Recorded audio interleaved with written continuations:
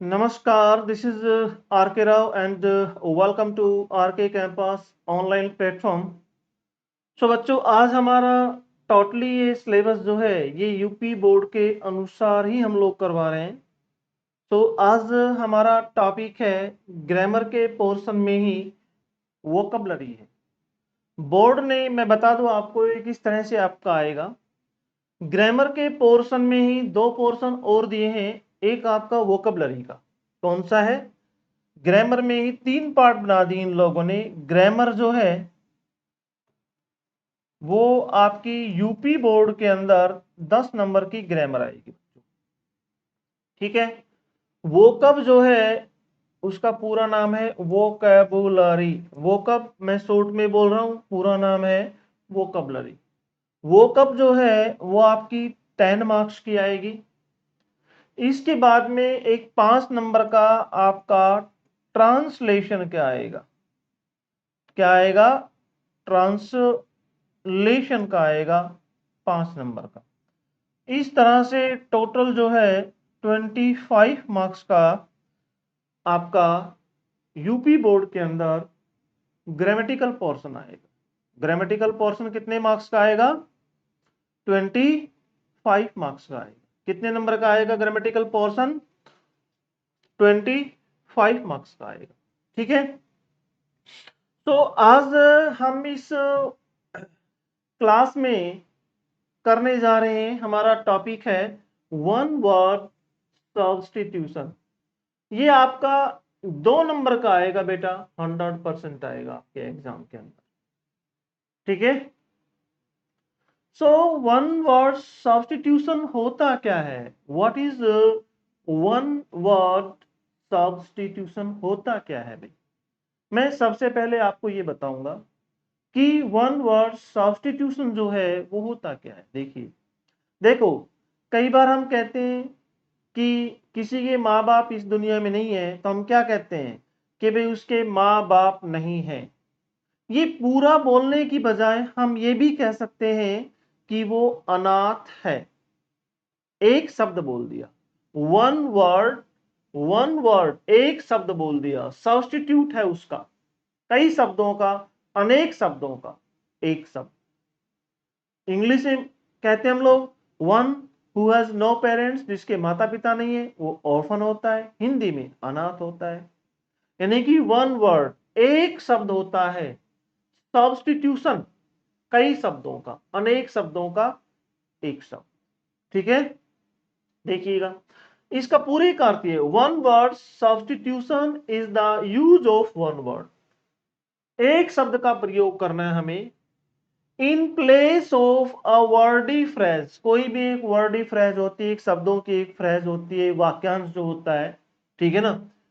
In order to make the sentence structure clear. जो sentence का जो स्ट्रक्चर जो है वो भी क्लियर हो जाए, आपको बिल्कुल क्लियर होना चाहिए। The meaning with in the replacement of the phrase. Phrase का हम लोग रिप्लेसमेंट करते हैं तो उसका मीनिंग जो है remain identical while the sentence become shorter. बिल्कुल सेम रहता है, बिल्कुल वही रहता है, जबकि सेंटेंस क्या हो जाता है? शॉर्ट हो जाता है। जैसे मैंने कहा कि भाई मोहन के माता पिता इस दुनिया में नहीं हैं, तो बहुत बड़ा सेंटेंस हो गया। इसको शॉर्ट कर दूं तो मैं कहूंगा मोहन अनाथ है, तो उसका मीनिंग नहीं बदल रहा। सेंटेंस क्या हो गया? आपकी जो वर्डी फ्रेज जो है, वाक्यांश जो है वो शॉर्ट हो गया। क्या हो गया? शॉर्ट हो गया। अदरवाइज उसमें कोई जो है ना मीनिंग में कोई परिवर्तन नहीं आया। ठीक है। आपके एग्जाम के अंदर ये क्वेश्चन दो तरह से आ सकता है, क्योंकि यूपी बोर्ड जो है वो कहता है कि मल्टीपल चॉइस के रूप में भी क्वेश्चन देंगे भैया।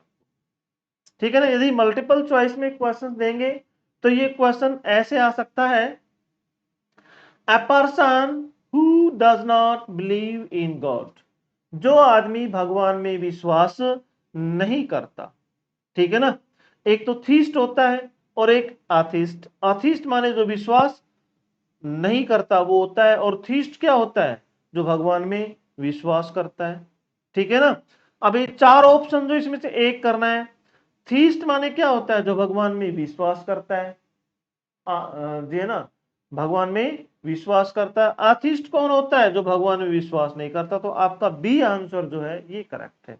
अब चौथे, फ्रैट्रिसाइड क्या होता है? अपने ही भाई की हत्या करने वाले को फ्रैट्रिसाइड करते हैं। सोरोरिसाइड क्या होता है? अपनी ही बहन की हत्या करने वाले को सोरोरिसाइड कहा जाता है। ठीक है, अब हम लोग, हमारा चलता है बेटा रूट वर्ड के हिसाब से। मैं पूरी कोशिश करूंगा कि आपको अच्छे से समझाने की कोशिश करूंगा, ठीक है ना।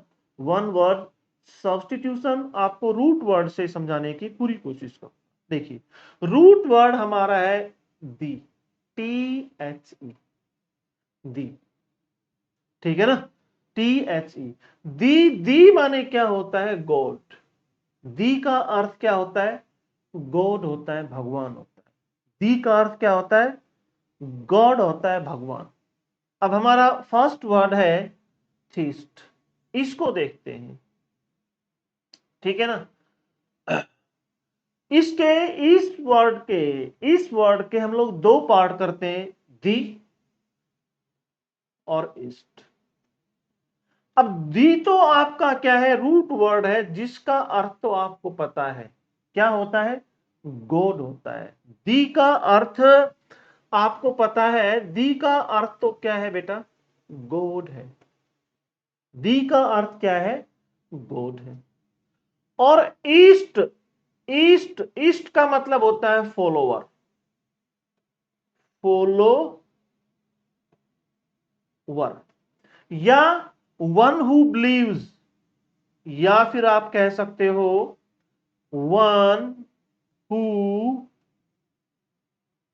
बिलीव्स, वन हु बिलीव्स, जो विश्वास करता है या फॉलोवर है, अनुयायी है, किसका?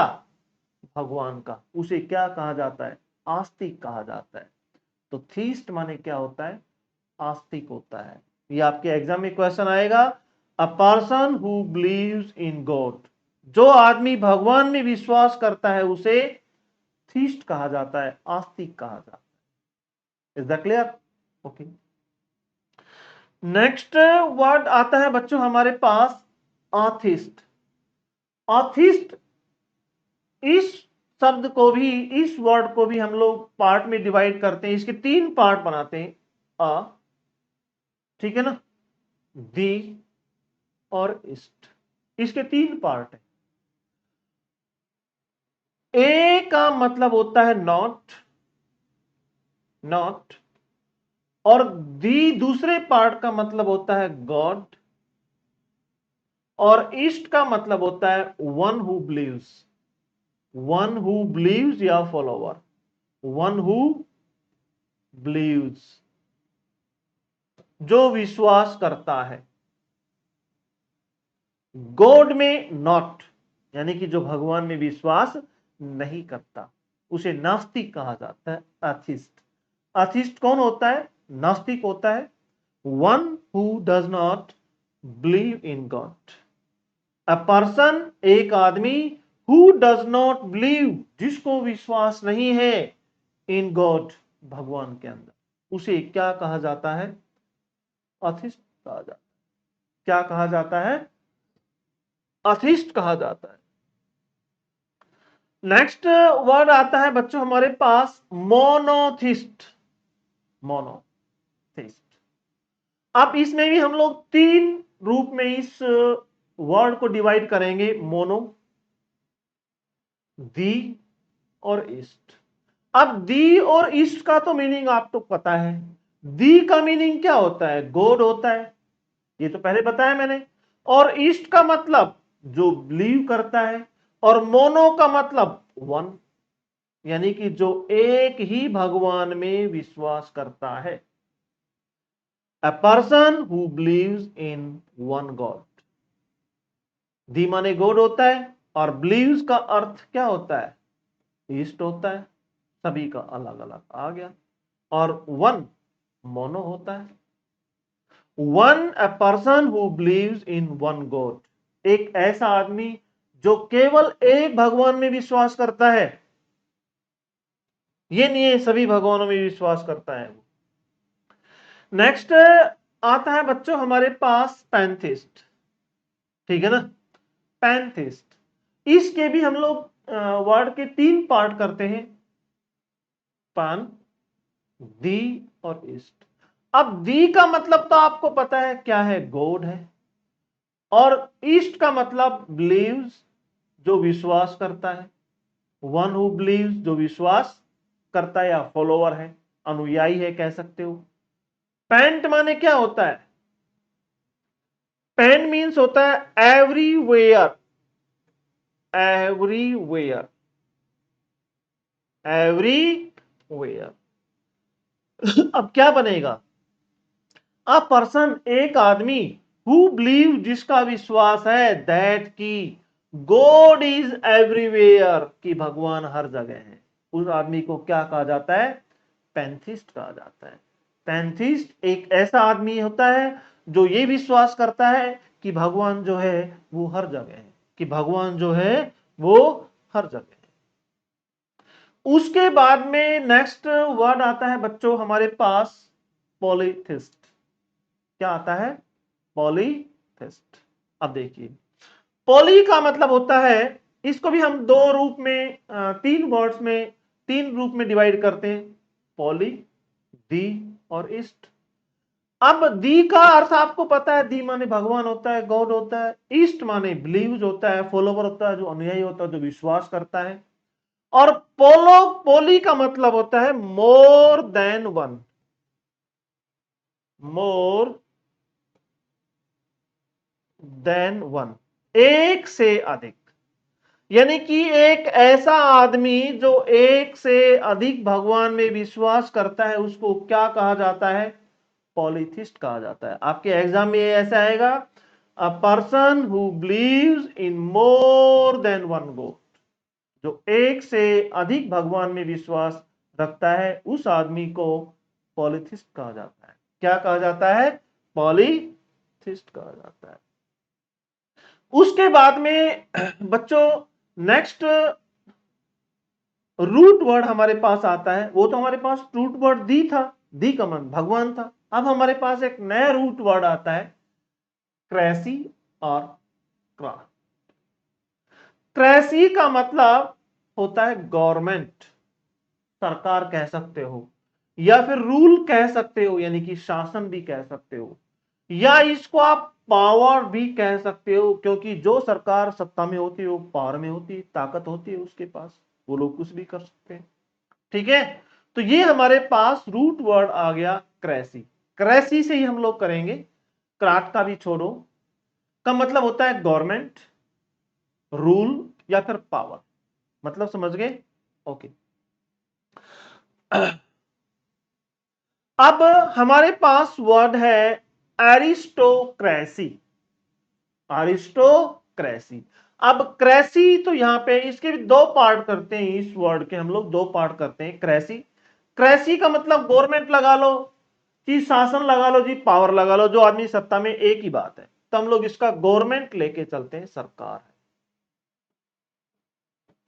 क्योंकि सरकारी पावर में होती है, उसी का रूल होता है, उसी की सत्ता होती है, उसी का शासन होता है, रूल माने शासन, ठीक है ना। और दूसरा हमारे पास इसका हम लोग डिवाइड करते हैं एरिस्टो। एरिस्टो का अर्थ होता है हाई, हाई क्लास पीपल, यानी कि उच्च लोग, हाई क्लास पीपल। एरिस्टो का मतलब होता है कुलीन वर्ग, हाई क्लास पीपल, ठीक है ना, उसे कहा जाता है हिंदी में कुलीन वर्ग, ऊंचे तबके के लोग। इसका अरिस्टोक्रेसी का क्या मतलब हो गया, यानी कि एक ऐसी गवर्नमेंट जिसको कौन चलाते हैं, हायर, हाई क्लास पीपल, उच्च कुलीन वर्ग जिस गवर्नमेंट को चलाते हैं, उस गवर्नमेंट को क्या कहा जाता है, अरिस्टोक्रेसी कहा जाता है। देखिए, गवर्नमेंट बाय द बेस्ट, या अरिस्टोक्रेसी का मतलब बेस्ट भी कह सकते हो, क्योंकि जो उच्च वर्ग लोग जो हैं वही अपने आप को बेस्ट समझते हैं, वो नीचे के तबके जो होते हैं उनको कीड़े मकोड़े समझते हैं वो लोग, इसको आप अरिस्टोक्रेसी को बेस्ट भी कह सकते हैं। गवर्नमेंट बाय द बेस्ट और हायर क्लास पीपल, हाई या हायर एक ही बात है, यानी कि उच्च वर्ग के लोगों के द्वारा जो सरकार चलाई जाती है उसे कैसी सरकार कहा जाता है? अरिस्टोक्रेसी सरकार कहा जाता है। Is that clear? Okay. Next word आता है बच्चों हमारे पास, दिस इज प्लूटोक्रेसी। तो क्रेसी का अर्थ तो आपको पता है, क्रेसी का मतलब क्या होता है? गवर्नमेंट होती है, जो सरकार जो होती है। और प्लूटो का मतलब होता है वेल्दी पीपल, वेल्दी पीपल,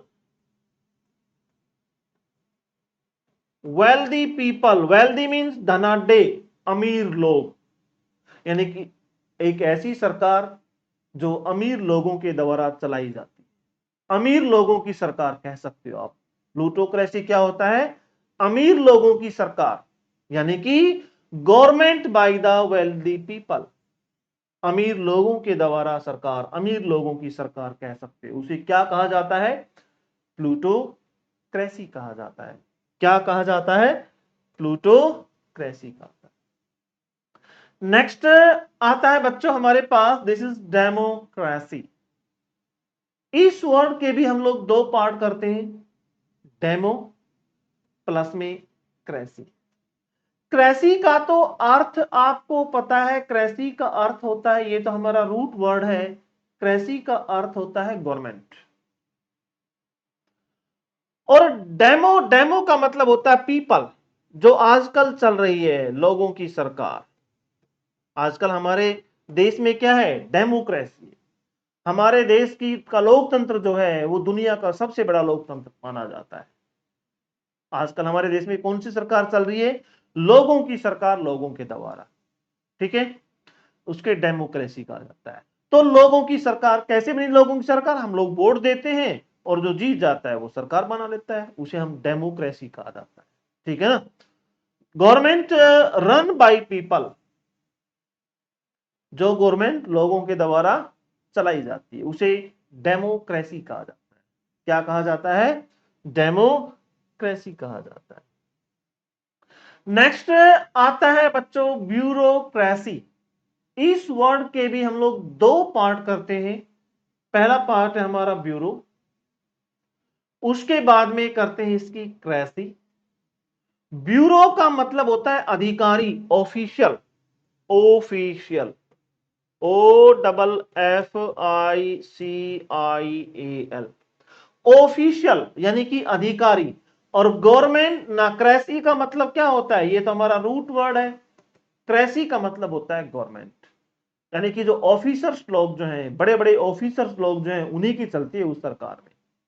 तो government by officials who are not elected, जिनका इलेक्शन नहीं होता, अधिकारियों के द्वारा सरकार चलाई जाती है, उसे क्या कहा जाता है? ब्यूरोक्रेसी कहा जाता है। क्या कहा जाता है? ब्यूरोक्रेसी। नेक्स्ट वर्ड आता है बेटा हमारा, बहुत ही इंपॉर्टेंट है, यूपी बोर्ड में दो बार रिपीट हो चुका है, ठीक है ना। This is theocracy, theocracy. अब इसके भी दो पार्ट करते हैं, दियो, दी और क्रेसी, ठीक है ना। दी शब्द पहले भी आ चुका है, दी शब्द पहले भी आ चुका है, गॉड। इसमें ओ और लग गया तो आप कह सकते हैं रिप्रेजेंटेटिव्स और of God, representative, representatives of God, representatives of God, भगवान के प्रतिनिधि, भगवान के शिष्य कह सकते हो, भगवान के लोग कह सकते हो। और क्रेसी माने गवर्नमेंट, एक ऐसी गवर्नमेंट जो भगवान के रिप्रेजेंटेटिव द्वारा चलती है उसे क्या कहा जाता है? थियोक्रेसी कहा जाता है। गवर्नमेंट बाय गॉड, गॉड के द्वारा, मैंने बताया ना, या तो गॉड कर दो, भगवान के द्वारा जो है ना सरकार, या फिर रिप्रेजेंटेटिव्स ऑफ गॉड, भगवान के जो प्रतिनिधि हैं, और रिप्रेजेंटेटिव्स ऑफ गॉड, भगवान के प्रतिनिधि जो होते हैं, उस सरकार को कहा जाता है थियोक्रेसी। क्या कहा जाता है? थियोक्रेसी कहा जाता है। उसके बाद में आती है बच्चों आइसोक्रेसी। आइसोक्रेसी। सो क्रेसी का मतलब तो सबको पता है, क्रेसी का मतलब तो होता है गवर्नमेंट। क्या होता है? गवर्नमेंट। और आइसो का मतलब है शेयर, इक्वल शेयर, बराबरी का हिस्सा। Equal, E Q U A L, equal share, बराबरी का हिस्सा। सभी लोगों में बराबरी का हिस्सा हो, सब लोग बराबर हैं हो, जिसमें ना कोई प्राइम मिनिस्टर होगा, ना मंत्री होगा, ना एमपी होगा, ना एमएलए होगा, सब बराबर होंगे। ऐसी सरकार को क्या कहा जाता है? आइसोक्रेसी। सो गवर्नमेंट इन विच, एक ऐसी सरकार जिसमें ऑल पीपल, सभी लोगों का जो है शेयर, जो है भाग, जो है इक्वल होगा। शेयर, इक्वल पॉलिटिकल पावर, सभी की जो राजनीतिक पावर जो है ना, उसका भाग जो है बरोबर होगा, ना किसी की पावर ज्यादा होगी ना कम होगी। ऐसी सरकार को क्या कहा जाता है?